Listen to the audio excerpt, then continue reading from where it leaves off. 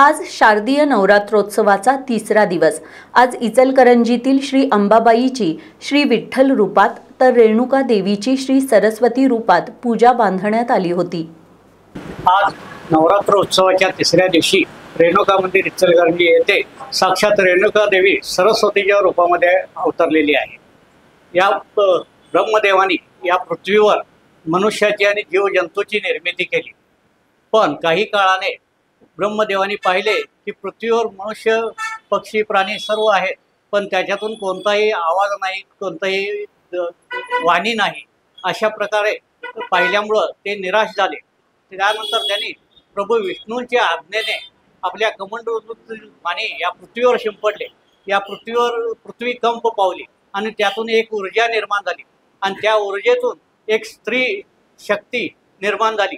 ती स्त्री शक्ती ही चतुर्भुज होती, 4 हाताची। तिच्या एका हातामध्ये वेद, दुसऱ्या हातामध्ये माळ, तिसऱ्या हातामध्ये वीणा, असं चतुर्भुज स्त्री उत्पन्न झाली आणि ती उत्पन्न होताच गाऊ लागली, वीणा वाजवू लागली, वादन करू लागली आणि याच्यामुळेच तिला कलेची, बुद्धीची, विद्येची देवता म्हटले जाते। आणि यानंतर सर्व पृथ्वीवरील प्राणी, पक्षी आणि मनुष्याला वाणी प्राप्त झाली। अशामुळे ही सरस्वती देवी या पृथ्वी तलावर अवतरली।